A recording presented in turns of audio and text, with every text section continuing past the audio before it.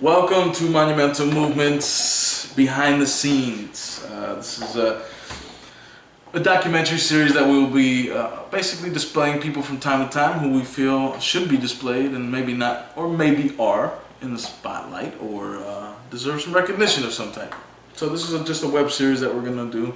And to start it off, because I feel like sometimes I have to start it off, I figured I'd do it on me. I know it's kind of selfish, but... So this is something you do today on you and tomorrow on somebody else, another artist who might want to yes, display his work. Of course, I have a lot of friends. Get a bio on him. I have a lot of funny character people, artists, mental people, just and monumental people. But yeah, I think what I want to do is just spotlight anybody who's monumental or has a movement that's monumental or is of some type of substance. Because that's what we do here. We do monumental things. So again, J.O.E, Mr. Make It Happen, Lumberjack Joe, Joseph, Jojo, Giuseppe, motherfucker. I got a lot of names. I'm just flying fuck. And just flying fuck. How I came about this is just funny, but as the years go, as I've gone through different things, I've accumulated these names. So yes, they have all been earned, and everything is from a different genre or episode or somehow, some way funny. But what I wanted to go into is how I came about and exactly where I came from. So again, just to reiterate what we were talking about, I was born in Boston, Massachusetts, 1980, and my father is a descendant right from Italy. My mother is right from Colombia, South America, both from the capitals, and both respectively, rest in peace, beautiful people. So my father came over, or actually went over to Argentina, South America first, for about 13 years or so over there. Remember, during that time, all of Italy was leaving and trying to get away from all that war and just disaster. So in that, they lived in Argentina, and one aunt would stay back there, one uncle would stay in Italy, so we literally have ties everywhere.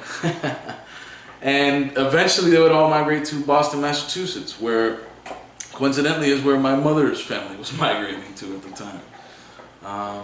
And little by little, my father, through these years, would pick up all types of odd jobs and all types of skills because he was multi-skilled as an artist, musician, anything he needed to do, he did it, or wanted to do, he did it, per se.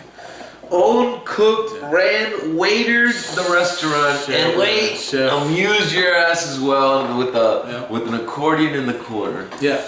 God bless. Literally had a nice restaurant, great reviews, and like Rick said, it was one of those restaurants. It was at least 5-course, little music, the ambiance was in the back. It was beautiful. When you come in, you didn't think it was a great place, but you go behind those curtains and the magic was definitely there. And he entertained fully, from cooking and going and picking up the ingredients fresh every day, and then coming in and cooking for you all day and serving you and helping, obviously, with the family being there. And I think it was just one of those great things. My father was an entertainer, which is why I think I have a lot of what I have. I just thought of something. He would be one of these restaurant repair places, that's possibly. Discovery. Not really. It was very negative. Nightmare. It was negative. Because this is the guy's nightmare, right? The guy wants to own the place, be the amusement, be the cook, be the chef. Yeah. He was beautiful, man. Definitely a beautiful man. Very stubborn. A lot of that is instilled in me. As you said these things, I would never eat at the restaurant, but I've had meals at the house, and by the house I mean if he was visiting. Wherever. I've had dinner at the house, and yeah, now that I think about it, everything you just rattled up. He'd be in there cooking, he'd be out here entertaining, he'd pass the hors d'oeuvres with his apron on, his cool shit, come in, everyone's kind of low and shit, he'd come in, tell a joke, play his accordion for 5 minutes, everybody like, yeah! And then bleep, bleep, bleep, bleep, the timer would go off, and he'd run back into the kitchen, bro. Wow. Yeah, that he did. Alright, so let's move on. Anyway, so again, that's my father. He ended up having a restaurant like we're talking about over in Boston. Met my mother through a mutual friend who actually would become an enemy, but He was a mechanic, and he came to eat at my father's restaurant all the time. My father helped him a lot through the years, even later on in life, and it's just one of those friends. Again, I came about, so I guess it couldn't be the worst thing in the world, but definitely a shaky relationship. Exactly. Maybe you never know. So through that, my mother at the time was in Colombia, and her husband had died, my two sisters' father, early on, and she was a widow. And again, through that connection, somehow, some way, they were introduced because they were felt to be good for each other. And my father literally took a vacation, went to South America, courted her somehow.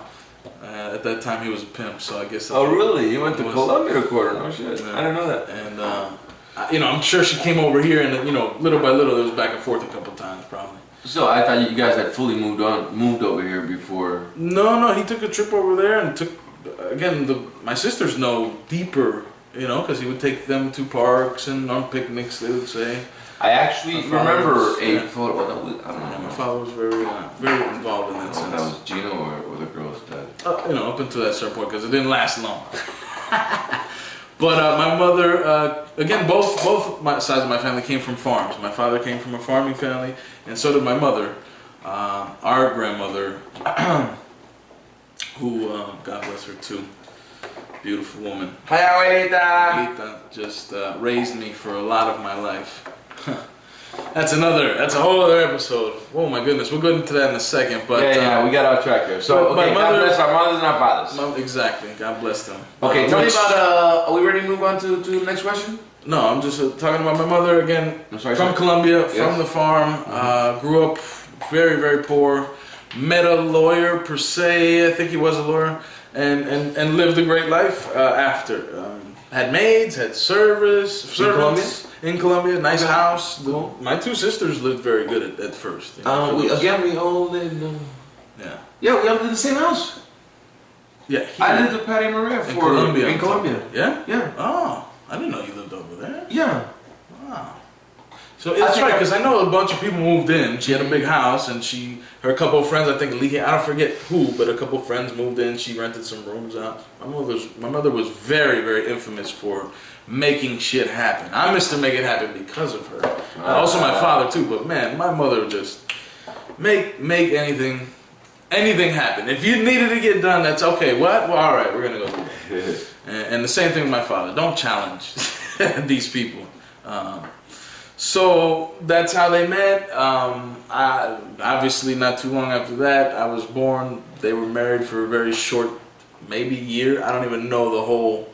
Who knows if it was that long? I'm not really sure. I know it was very short. I didn't know that. It might have been a year or two. I don't know. Maybe in the process, maybe right after they got married. But because my father lived in this restaurant 24 hours a day, my mother was not home, or he was not home. My mother was at home, and it was conflict, and two very strong personalities beyond belief, to the point where they were just animalistic against each other. And I remember these thoughts very detailed, which is why, you know, I always recommend that people don't talk bad about the others. Let the people speak for themselves and think for themselves. But so again, we're in Boston, Massachusetts. My father literally pretty much throws us all out. Beantown. My mother and my two sisters and myself, we go to my aunt's house for a little bit, then we get an apartment. And it was me sleeping with my mom and my two sisters sleeping in one room. We were sharing a little apartment in Boston, and it was beautiful. And my first memory of my father was receiving a toy in the mail. It was Optimus Prime. I remember very detailed. Wow, cool. Yeah. Again, because he left early on, so not that I wasn't with him, but again, it was the separation, so for a while it was gone. So I remember all these memories vaguely, but very detailed. And my father had moved down to Florida to get away from my mother at that point. And we continued to live in Boston until I was 5, where my mother had an investment property here in Florida.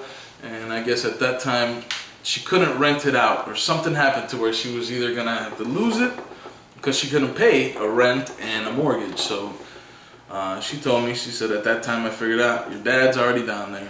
I have to do something with that Hollywood house, the one in Hollywood. That was a beautiful house. Monumental house. That was a monumental house, man. We ended up moving down, and we moved down to Florida, and we came here, and it was just downhill. But yeah, I did bad in school, and little did I know my mother would try and make a business move to better us in the financial standings because of her just bad luck. You know, she was really in this bad downturn at this point, and she had been high, she had been low, and not that she had done drugs or anything or drinking, but again, my mother had it all, had nothing, back and forth, and you know, single mother of 3. I would imagine anybody would have taken a chance, and unfortunately, she had to pay the price. She got incarcerated, and because of that, my father got custody of me. This is all within a year's time of me moving down to Florida. So from 5 to 6, because I remember 5 years old, I was here. I did go to elementary school for 1 year in Hollywood at Hollywood Park, and then I would end up that my father won custody, because automatically, when your mother isn't there, you got to go with him. So I remember, you know, first grade, I actually was with him in Coconut Creek, and that's when I moved into his house, and it was an odd upbringing, odd childhood, I have to say. Having those two worlds being thrusted upon you, and not just that, it's the whole torn views of my father being from the World War II era, you know, almost my grandfather at that point, and always looked as such to people, and trying to convey anything that was going on in this world, in this current world, where he had nothing to understand or want or care. He just didn't want to even understand it. It was foreign to him, and it was just unacceptable. I mean, something as small as McDonald's. I never ever got a meal from McDonald's from this man, and I'm not mad about that. I'm actually very respectful and appreciative now about it, but as a kid, that was just, come on. I grew up in the 80s, and you needed to get that Happy Meal to be cool sometimes. And my mom actually, you know, when she would pick me up from time to time on her weekends, that would be, you know, our McDonald's trip at the end. It was cool. It was one of those things. She was like, all right, we'll get you, you know, Happy Meal. Let's go do whatever. So it was a Sunday thing if she picked me up for the weekend. And I would continue to live with my father through many of those years up into my teen years, when I would run into some more trouble. But grew up in that area, and, you know, got with some great friends, some bad ones too. Picked up some bad habits along the way. Started smoking marijuana at an early age. I would say 13. Exactly. I remember first time I was in the back. We all went to the movies. We told our parents we're going to the movies, which we did. It's not that we didn't. We just hung out in the back and smoked weed, and then went to some apartment complex and drank alcohol over there. You know, that's what happened. I mean, really. But we did show up to the movie theater. That's all I can say after that. Ricky, do you see why you are screwed, my man? Man, you play me once and I catch you around the theater and you're gonna look like this. We will show up, mother. Oh, man. You know what? So, again, I've always, how do I say, been a good person, good kid, good boy. You ask anybody. I mean, even when I was younger, for my mother, I understood. I was under 5 at this point because we were still in Boston. She worked 2 jobs and she needed to sleep, and if I got up early, I would sneak and tiptoe to the kitchen, push myself up onto the counters, jump up, get my own cereal very quietly, and she would later tell me that she watched me a couple times and was laughing because, you know, I was so quiet, but I would put my cartoons on real low and just sit real close to the TV because Mom's sleeping, you know. I don't know, I was always different thoughts. So, what was I gonna say? So yeah, 13. You know, all this commotion. You know, it just I guess I got a little lost along the way, and I found some good friends that I don't know. I felt like home, and we started hanging out for a lot of time, and doing a lot of nothing, but doing a lot of building too. I still have... At what, at 13, 14? 13, 14, yeah. And how did you get to hang out with them? What are mom or dad? Was that still dad? No, it was mom by then. No, still at dad's. Okay. Still at dad's, and after school, there was a park, some from school, some from the neighborhood. After school, we all, at one point, every day, whatever the season was we played the sport. So if it was baseball season, we're out there playing baseball at the park, the Central Park. Nice. After school, people meet up at the park, play basketball, football, whatever it was. And there was a few key people. And you walked there from your house? Yeah, it was right up the block. It was so beautiful. Still, you're 13? 13, yeah. Right. And even before that, this is through the years of that neighborhood. You know, we would kind of go to this general park and play whatever sport. A lot of these friends I still know. Leo being one of them. Leo, one time Leo and I challenged, no, it was actually Leo. It was like it challenged all these little kids. It was me and him, and obviously we won, but it was the funniest thing. It looked like, you know, he was just, yeah, I challenge all you guys. And literally, it was, you know, these little minions just running, oh my God, they couldn't stop us. It was the funniest thing. When I have him here for his interview, he will be talking about it. Oh my goodness. So I gotta see that one. I grew up with these kids, and you know, we smoked marijuana, we drank, but we did some other stuff too. But we weren't too troublesome. And again, I think the main thing is that this marijuana usage has really knocked off everything on my track for me, because ever since about 15, 16, when I got caught with a 1/4 ounce of weed in the front of Todd's house. It was a spiral of on and up. No, God bless Todd. Todd actually passed away. Rest in peace, Todd. Sorry about that. Again, it was just a spiral of on and off. Getting pulled over. I was in the wrong place at the wrong time, or no business being in those places. But still, it's not that I was causing any real ruckus or trying to hurt anybody, or I don't know. I always look at it as one of those things. This is the problem. This is the turnout that we're doing. And I don't see any of the support. I see the criminality of it, incriminating people and making them feel like they're just bad. It's just wrong. So again, it was a good 10 years of on and off probation and smoking here and there, which I guess because it gave me a break was good too. I don't think it was the worst thing, but at the same time, I think I paid a high price, and I'm still paying that high price. So being that this whole marijuana coalition stuff is going on, and I'm loving it. It's still very bittersweet for me. It hurts. Big shout out. Come on, guys. Hurry up, please. Yes, please. This is enough. This is enough. So once I got caught with that, I didn't do probation well. Went to a juvenile lockup. Almost literally did not graduate high school. Got on track there. Graduated high school. Came back. Well, not in there, but came back out. Because I had to do some time in juvenile lockup, which was not fun. And I came out, and I was able to graduate. Graduated on time. I walked that damn stage. Thanks to Coach Pratt and then MacArthur High School. I'm so sorry. MacArthur High School. It's a beautiful time. Gave me a chance. Gave me a chance where I almost didn't have that. And I'll never forget it. The program was just immense. He made you bring your parent in there and drilled you and told you, if you don't do this, you're out. And he was not kidding. He was a man of his word, and a lot of things I learned from him. So definitely appreciate that. So graduated high school, ended up going to college. Not a huge college, but you know, a college, a university it's called now. And graduated with my radiologic sciences associates. So I think I did okay for that. I balanced that out. I could have done way better had I had the support, I think, instead of the incriminating part of all of it, and the spiral that it really did make. Because at the same time, while I was in high school, because I was in probation and I did pass the ASVAB, the service didn't even want to look at me. They were so mad. They actually were mad. They were like, "Listen, you passed with flying colors. You're great. We would love to take you, but you're on probation currently." So I'm sitting there looking for an outreach, and I still didn't get it, even at that point. And I don't understand.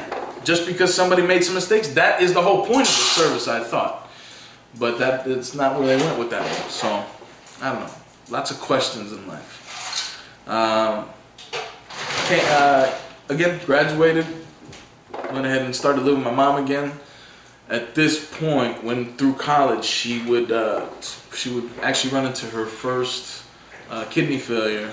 And her first round of dialysis. She would have 3 kidney transplants throughout her life.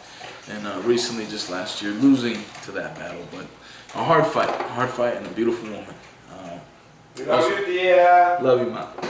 So, Lived with her while going through college, and obviously with that whole thing, you know, where was I going to go helping her out anyway? Not that I was helping much at that point, because she was, between her and my stepfather, they would, you know, going to these appointments and going to the dialysis treatment. So it wasn't that involved.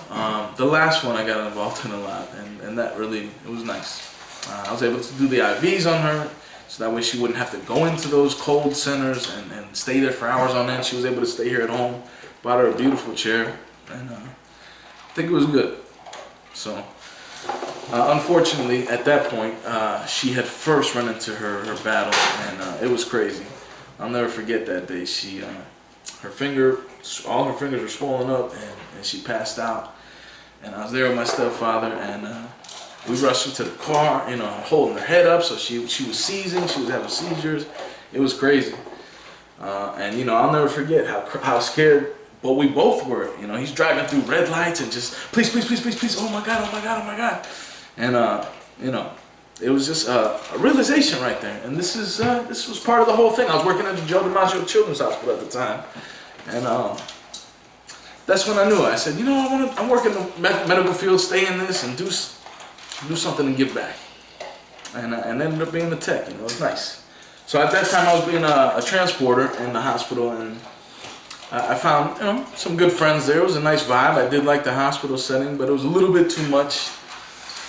So I would overwhelm myself through school, and while I was doing X-ray school, I was working in the hospital doing transportation and staying through the third shift to learn CAT scan cross-training, because I was that ambitious. I knew I didn't want to just come out and do X-ray. I knew that was very basic. And I was already in the medical field per se. I had the ins. I said, let me see what's going on. So I'll never forget the tech Jose, great guy. I hope he's still around.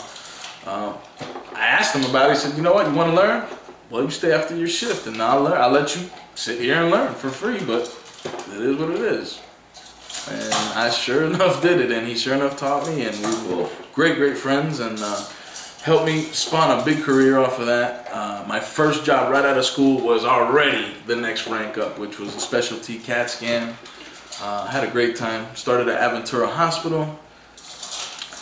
Started working per diem also through a contract agency, so I was working 7 graveyards and then 7 other shifts at times, sometimes 5 other shifts, running from graveyard shift to maybe Miami Children's Hospital. It was crazy. Then it was fun there. While I was working in CT, Julio cross-trained me in MRI, because that's what I wanted to do next, because that was where the bigger bucks were. And sure enough, hey, you want to learn? Well, you're going to come in and what? All right, yes. And I did the same thing. And he taught me and spawned off another career with MRI. It was beautiful. Thank you, Mr. Julio. Thank you, both of you guys. Can't thank you enough. It's one of those things that people give you this power. And all I can say is that I have passed that on, and I have taken in students or whatever I could to help spawn somebody's career. And I know that passing on is part of this whole torch and me giving back exactly how I should. So I feel good about that, and thank you. So through that, started doing MRI, came about with a company, was as a tech first, left. All through this, I started getting an itching for a freedom fighting type of escapade. I don't know why, but I do know why. I believe in it. I mean, just from hearing your story. Yeah, I believe in it. So I've always believed in marijuana. I found a certain product or piece of marijuana that was very beautiful and organic, and I needed to know how and where this came from. And once I found out, sure enough, I had to do it. I had to produce it because it was that great. It was all organic and it was being grown, obviously, but the person took so much time and so much care and so much love into this that the product shined to the point where I'd never seen it before. It was one of those things that, because the industry or the market or the way the world has made it out to be, all you get is dirty weed that's messed up, or drugs in general. They're all mixed up and cut up just to make money. So you've taken this great product that literally it's natural, and it's even more powerful than we all know, because we don't even taste what it could be. We don't know. It's not really given to us to what we could have. I really like the whole the child. Right, with the chemicals in there, THC, and right, with the chemicals, which the Charlotte's Web Act that just got passed. This is correct. You know, it's one of those things. I'm totally for it. If it's doing that, and you guys haven't formulated a drug that can do the same thing, then shame on you. You should be learning from the marijuana. I'm sorry. It's just ridiculous. I'm so tired of all this demonization. It's just, again, so I started growing marijuana, and I grew great marijuana. And unfortunately, I didn't make what you might think I would have made off of the marijuana. There's a lot of hurricanes and stuff at the time. I lost money. If anything, it was more so for the people, I guess. I love it. I'm not talking to a pot. I'm talking to a businessman here. I grew up. The hurricane came down. Yeah, it's just that's. I heard the same conversation with the farmers. You know, the hurricane came. My orange grove. I need some federal funds, please. I was wiped out. Where's my FEMA, motherfucker? I don't know. It wasn't a long stint, but it was a few years, and I learned a lot, and I'm not mad about it. Again, it's a little bittersweet because of this whole campaign. But again, I'm happy to see where it is. I never thought I would come to this day. So, right there, that's what I wanted to see. It should just go to show you that we need to question everything. Don't even listen to me. Question everybody. Don't listen to just the first answer. Go get 10 of them. I don't care who you are. I'm just tired of all these people trying to tell you things and you're just taking it. Or go to Wikipedia. Or go to Wikipedia. Just because it's on these things, you know, it's just, it's fucked up. So, grew some marijuana, had some bad stints, had some good stints, but had some bad stints, and unfortunately the cops came knocking and went to prison for a little bit. I'm not proud of it, but again, it brought me closer to my parents. It brought me back home to help my mother on this last run with her dialysis, and I was able to, through the medical field, do the 2 IVs in her veins, which none of my other family could, because they were just didn't have the knowledge. One, unfortunately, Patty was going to nursing school at one point and phlebotomy class, and still couldn't do it. You know, it was just too much. Couldn't put an IV in? Yeah, she just couldn't, you know, stand the thought of putting it in my arm. But I fucking manned up, man, and you know what? That's what you should be doing for people. And giving back. Those people would have did the same damn thing. My mother was a blessing, and she appreciated it, and I appreciated her. So, again, I went to prison for about 15 and a half months, did 3 years of probation, did complete it all. I am one of those people that has completed probation more than once. It can be done. Is it easy? No.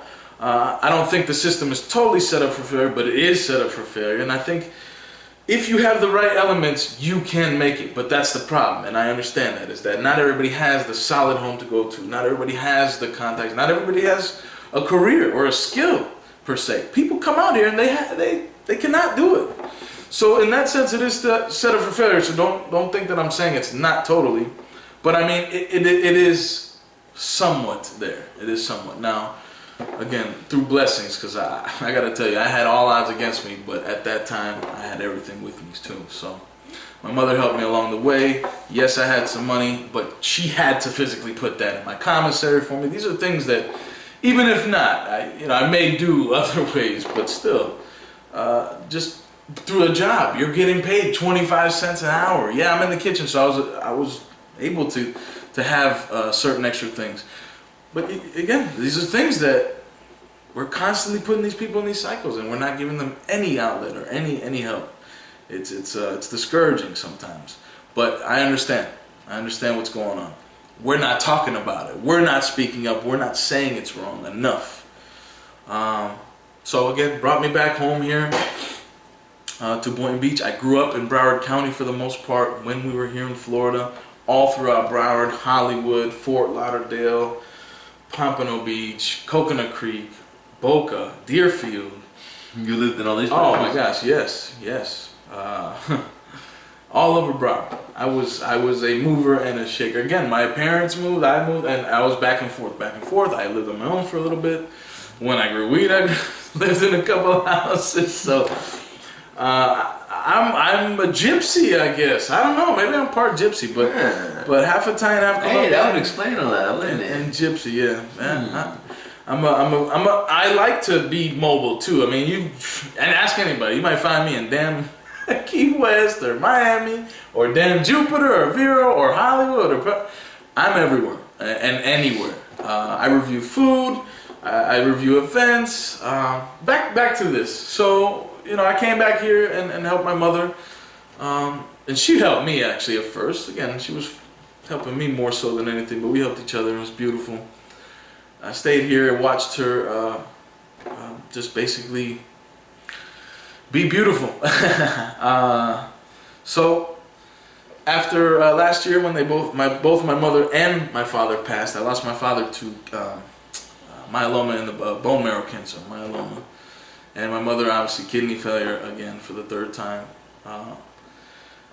At that point, I just was in a depression, didn't really want to do much, and I was okay, just working 9 to 5, and hanging in there, no real direction on where I was going, because at one point in my youth, I did start something. There was a company I forgot to mention. It's called Monumental Movements. I don't know if you see that. Because I'm an artist, I'm a poet, I'm a musician as far as verbally, vocally. I rock shows, I can entertain, I can host. I'm a monumentalist. And at the time, I was actually, the funny story about Bombo, this is how I met him, but beforehand I met a couple of people and I was doing tracks. Now, to take you way back when I was a kid, I have always heard music in my head. Always done beats, you know, I beatbox for people, and there would be some time that I did it for people.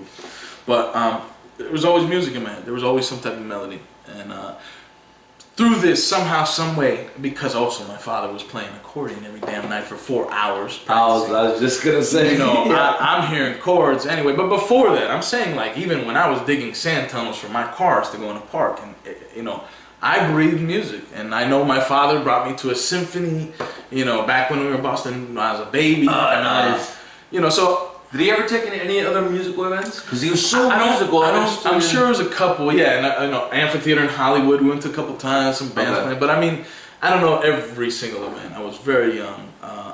Through the years, you know, we got distant because of the disconnection of the not two generations, but just the culture smash. You know? Right. He was dead set on his old ways. But I would later, just recently, score Andrea Bocelli tickets for my mother and my father for Valentine's Day, which was like my father's. You mentioned this, but I didn't took them for Valentine's Day, and it was again, these were like $350 tickets that I scored from my boss.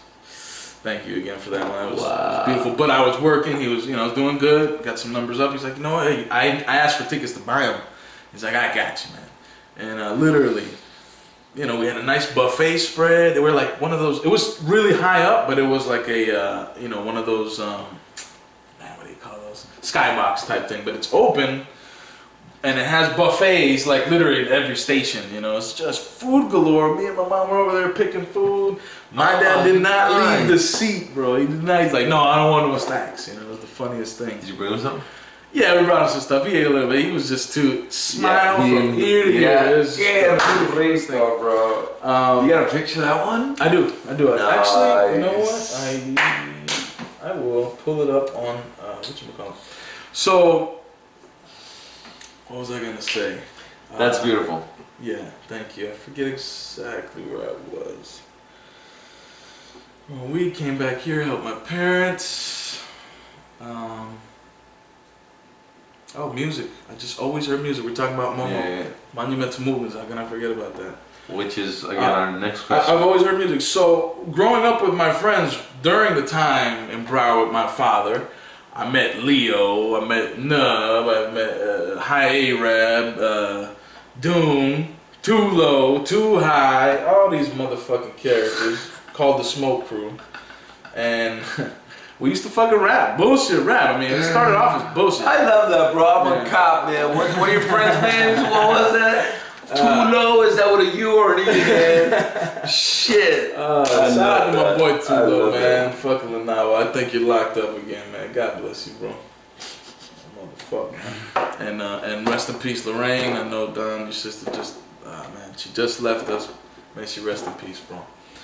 I don't waste it on anybody. So before that, when I was a teenager, we would do fake lip syncing to music videos, like the Crisscross or whatever we liked, whatever it was. We were doing fake videos back then. Not with them, different people, but still. And then I got with the Smoke Crew and we were fucking rapping. I always had music. Just music was always my thing. And Leo and I actually took a real close liking to each other. We would really feed off each other. I could hold a beat forever and he could fucking talk and rap forever, bro. So it was just, it worked. It worked so beautifully. Nub had these fucking lines out of this world, man.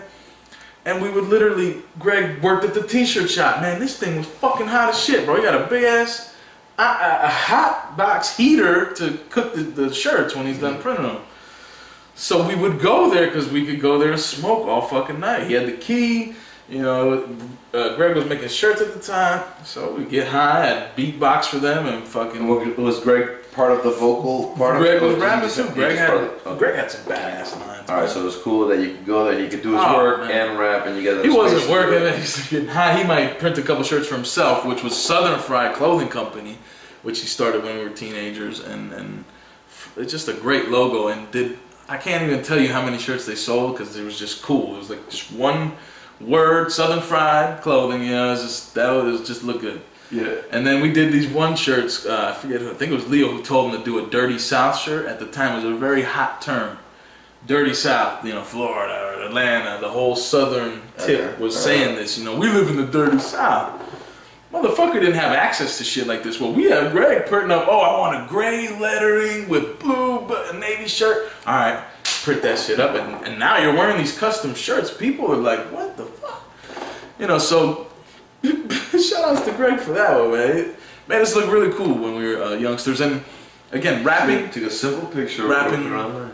Yeah, that's possible. As it available. It's possible. I think I do. And Sean actually still has a shirt. I could get a picture of that. Bro, but, he printed up by order. They don't have to know this, but they're gonna, yo, I need a small in this. And they're like, oh, you can definitely still get them. I know if you order them, Greg will definitely print them up for you.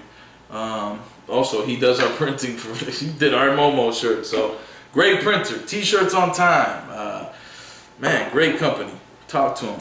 Where? Pompano. Copens, I forget exactly. T's on time. T, the letter T, apostrophe S, on time. Because they're always on time. Maybe not on the phone call, but no. I'm kidding, I'm just kidding. What's his name, Craig? Greg.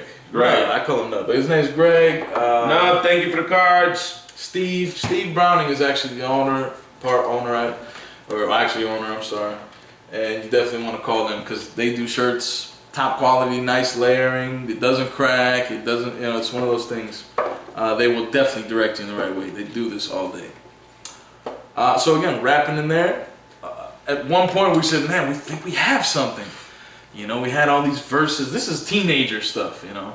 And actually that one verse I have is from there. From that one that I had on that video that I showed, what's up? Oh, you need a beat? That's from when I was a teenager, bro. Okay, understand how old that rap is, bro. And I got it like that for you if you want it. Because if you do something, you should be ready and willing to do it at any time if somebody gives you the opportunity, because you might have somebody give you the opportunity. Remember that. If you didn't hear it because it was too fast, rewind it and play it slow. I just can't help you otherwise. So we thought we had something, and Greg had a Mac, an old Mac, you know, when there was a bubble screen. Wow. Computer was like this big old hub clear thing, Mental vision and it had a fucking microphone in it, and it was not a big microphone, it's a little mic. Nice in the day. It was a top-notch computer. So what we did, since we had no studio, we had no money really, because we were too busy buying extra things with it and doing things like I don't know.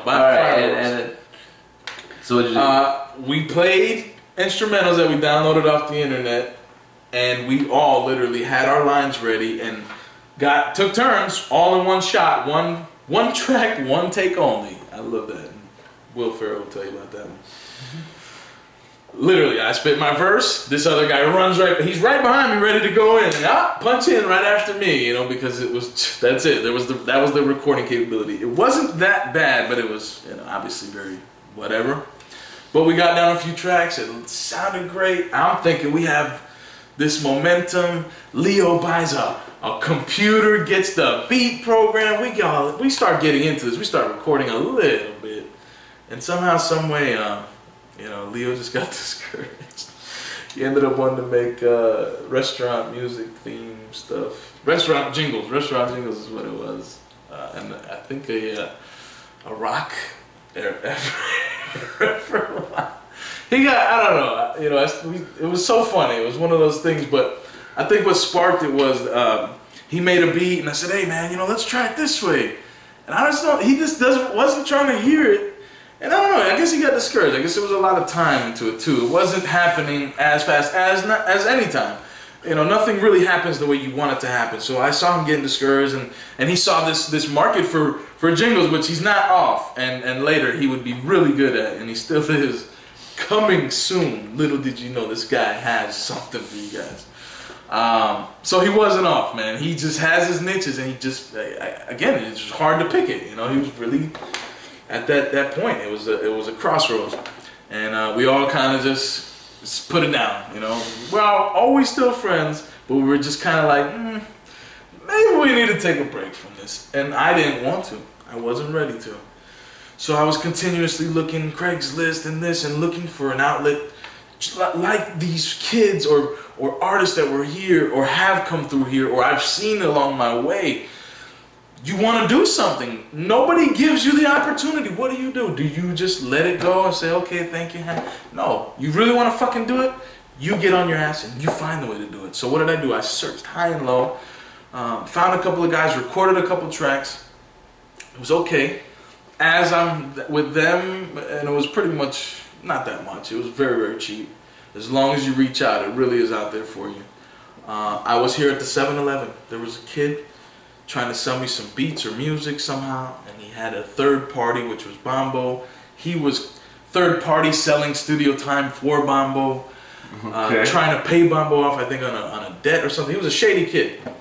But the kid's like, yeah, I got a studio. I said, oh really? I'm looking for a studio. Oh yeah, cool, call me. And it was a three-way thing somehow, some way, but I did get Bombo's number somehow, and I ended up making the appointment. The kid never showed up, and me and Bombo clicked. I mean, it was at his house, at his brother's house, I believe. Yeah, his brother's house here. And we met up. He's like, yo, do you know that guy really? Like, he was shady as fuck, so Bombo was a little whatever about it, and I was too, because the kid looked like who knows what. And come to find out, he was a shady character, but never would come back. Like, he made this introduction, and I guess was trying to help with a debt or whatever it was. It was the funniest thing, but I never would ever hear from that kid again. Don't even remember his name, and just recently remembered that story of how I met Bombo. And again, the first initial was for buying studio time, and then once we collaborated nicely, we're like, oh shit. I didn't have a lot of money, and he had the time, and he had the talent. He had some tracks to work on, and again, it just flowed. It flowed on a couple of things, so we continued. He definitely hooked that up, but I definitely did my part because I printed up CDs. I was promoting this. I didn't book a lot of shows. There wasn't too much time of that. But I was starting this rumbling, and that's when I met the mother of my child. I was on probation. This is post being out of prison here. This is 2007, 2008 era. And again, I'm doing music. Things are going great. I'm doing probation fine, and I have a job in a warehouse. But man, I'm all right. You know, I'm okay. And I meet this woman. And again, seems very cool, into the poetry scene. So was I. I'm a spoken word artist myself. I like to write all forms, not just one. I'll make a country song if you ask me to. Yeah. I haven't seen you done that one. Yeah, I'm gonna do that because I want to. Stay tuned for my country album. I'm going crazy. I like country. I don't know why. I'm just kidding with that. It's not my favorite, but I don't mind it. So I have a couple friends that love it, like Carl Brandon. And I think I'm gonna make an album dedicated just to him. Called Boots and Magoots. Or boots and suits. I don't know, man. One of the two. We're gonna do something with that though. Or my heart left me in Texas or some shit. Whatever. So again, I met her and it didn't take long. Tried to run away. She didn't let me. and a blessing was born. I had Olivia, and at that time, yeah. Hey, Olivia! Yeah, beautiful. Mwah! Happy birthday! Birthday! Happy birthday! Just yesterday, the 12th of July, 2000. She's 5 years old now. 5:15. Which one was it? 5:15. Yeah, 5 or 15. 5, man. Shit. Why do you have to do these things to me, man? So yeah, so because of that, I took a break, and obviously, what am I gonna do? Try and tour and stuff? I'm on the verge of trying to break a record, and not a real whole record, but shit, it could have been possible that I would be on the road. And do you want to be a father, or do you want to be a hip hop artist? You know, I made that choice. Wasn't easy, and there was obviously some arguments. The relationship really didn't work out at all, and the blessing was there, so it was all worth it. But through the ups and downs and all that, I took a big break and came to this point where I was thinking about moving up to maybe Connecticut. It was Connecticut because that's where my daughter and the mother of my child moved up to. At the same time, my mother had fell ill. My father was ill, had battled depression all through his life, a couple of different bouts, and here he was at this big depression state where he wasn't talking to anybody, he didn't feel well, and nobody was visiting him. So it's tough, you know. You have to make these decisions in life, and you have to wonder. You question yourself while you're even in these things, and I did many a times. And in the battle amongst my mother and the mother of my child, always tearing me up and you know, trying to make me feel bad, basically, for trying to do the right thing at some point, somehow. A happy medium, which was never about, but trying to find that way. Traveling constantly, and not every damn month, but, you know, as much a big tear, constantly, for years, through this whole, even up until now. It wasn't easy, and there was no help, and my own mother would make me battle every damn minute. But I know at the end the closure was worth it. I did the right thing. I stayed back. I helped my parents more so than most, and I had the opportunity. So by all means, why let that go? I couldn't leave my father alone, and I knew my daughter was in great hands, which wasn't the best, but I had to accept it. That's part of life. You have to remember, you come to these things in all your decisions. It's not even one. There's the happy medium you're always going to have to take, and you're going to have to make sure that you're okay with that choice at the end of the day. And because of that, I sleep okay at night, and I like that. I like that a lot. I was able to give back, and despite what everybody else was telling me, because remember, my father, like I said, was in this depression where he didn't want to talk, and I got him to kick out of that for a good, at least, full year, and I have witnesses. This man came back full throttle, like Gino Ciampa. It was amazing. It was fire, it was glory. And I was able to bring my mother back in fire and glory for a little bit. So I believe it was a conquest beyond belief. And I'll be able to tell this story day in and day out with no remorse. Not even a bit. The only thing is pain. That you can't let go. It's always going to be there. and that's what I can describe my life as the greatest joy and the greatest pain every time. Simultaneously, oddly enough. Which is bittersweet, but also acceptable, because it's still a win in my book. Anytime you have a positive with a negative, it always cancels it out, and I do believe that.